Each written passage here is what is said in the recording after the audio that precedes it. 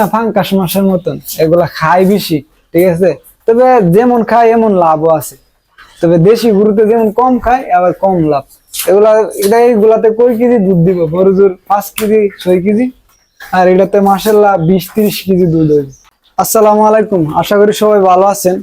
আমাদের এই বকনা বাছুরটা কিনে আনার পরে অনেকে এই ভিডিওতে কমেন্টস করছিলেন, আর পার্সোনাল ভাবে ফেসবুক মেসেঞ্জারে অনেকেই জানতে চেয়েছিলেন যে আসলে ফ্রিজিয়ান জাতের গরু পালা বেশি লাভজনক নাকি দেশি গরু পালা। এটা কিন্তু আমাদের নিজেদের গোয়ালের বাছুর। এটার মারে গত বছর আমরা গত কুরবানিতে বিক্রি করে এলেছি। এটা হলো শাহিওয়াল জাতের বাছুর আর কি, দামরা বাছুর, ঠিক আছে। তারপরে কিন্তু এটার সমান নয়, কিন্তু এটা দুইটা সেম টু সেম ফ্রিজিয়ান জাতের গরু, ঠিক আছে। না আমাদের আগেরও ফ্রিজিয়ান আছে, এদিকে আছে, এদিকে আরেকটা বছর আছে এদিকে। এটা আর এটা এক সমান নেই, ঠিক আছে। এটা আর এটা আবার একটু, এটাও কিন্তু শাহিওয়াল, ঠিক আছে।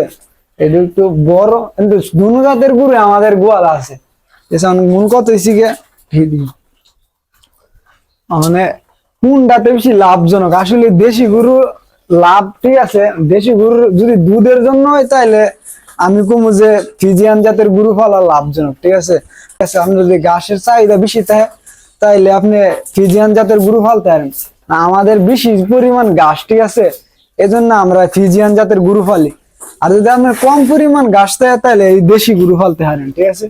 আর দেশি গরুতে এটা যতটুকু ঘাস খাই আমরা, এই দুইটা গরু মিলে এটা মাশাআল্লাহ একটা গরু যতটুকু ঘাস খায় এই বড়টা, এই যে গাইটা, আর সবটি বাছুর মিলে কিন্তু এইরকম ঘাস খাইতে পারে না, ঠিক আছে।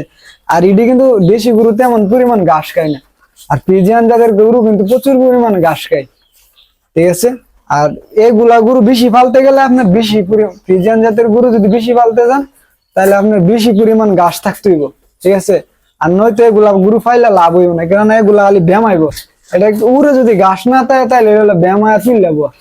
তাহলে এর চিকা যদি আপনার ঘাসের চাহিদা কম থাকে তাহলে এগুলা ফালতে না। দেশি গরু এগুলা কম খায়, যদি প্যান পানি ঠিক মতো খাওয়াইতে পারেন তাইলে চলবো, এগুলো বেশি খাওয়া লাগে না। আর হিট পারলে প্রচুর পরিমাণে আপনার খাদ্য চাহিদা থাকতে হইব। আপনার মনে করেন কি ঘাস বেশি পরিমাণ থাকতে হইব, নাইলে এগুলা মনে করেন ফাইল্লা লাভ করতেন। এগুলো হলে কথা আছে না ফাঙ্কাস মাছের মতন, এগুলা খায় বেশি, ঠিক আছে। তবে যেমন খায় এমন লাভও আছে। তবে দেশি গরুতে যেমন কম খায় আবার কম লাভ। এইগুলাতে কয় কেজি দুধ দিব? বড়জোর 5 কেজি 6 কেজি। আর এটাতে মাশাআল্লাহ 20-30 কেজি দুধ হইবে, ঠিক আছে।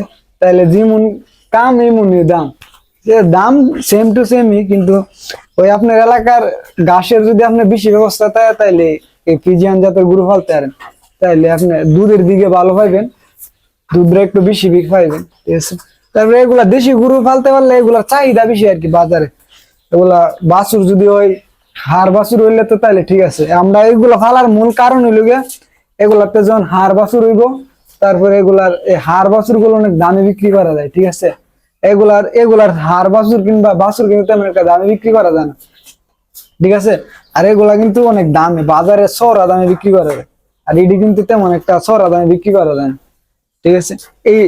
এই জন্য এইটার থেকে একদিক দিয়ে সব দিক দিয়ে মিলে পারফেক্ট হয় না। তবে মিলা জিলা যদি আমরা বেশি পালি যাও তো আমরা এই জন্য দুই জাতিরই পালি, ঠিক আছে, যাতে মিলা জিলা সামঞ্জস্য থাকে। আর যদি একটা দুইটা পালেন তাইলে মনে করেন কি আপনার এলাকার যদি ঘাস কম থাকে তাইলে একটা ইডি পাললে ভালো, ঠিক আছে। আর অনেক কিছু আপনার জানার থাকলে অবশ্যই কমেন্টস করে জানাতে পারেন, তাহলে আমি পরবর্তীতে এগুলা নিয়ে আবার ভিডিও দেওয়ার চেষ্টা করব।